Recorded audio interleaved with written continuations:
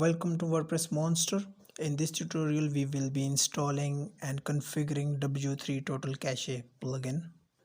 We will go to plugins, add new, and write W3 Total Cache in the search bar. Install the first one.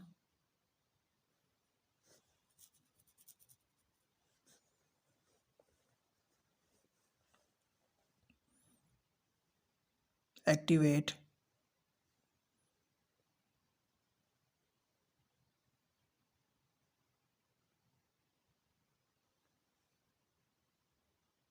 Plugin is now activated. Now from the left panel we will go to performance and general settings.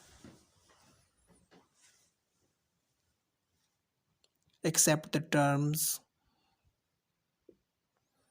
Skip the setup guide.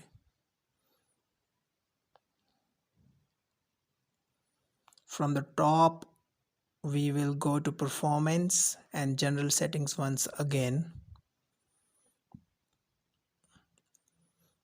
We will enable the first one, page cache, leave minify, then select database cache,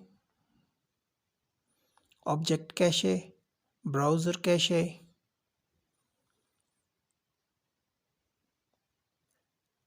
save settings and purge cache. This will save the settings and purge all the current cache.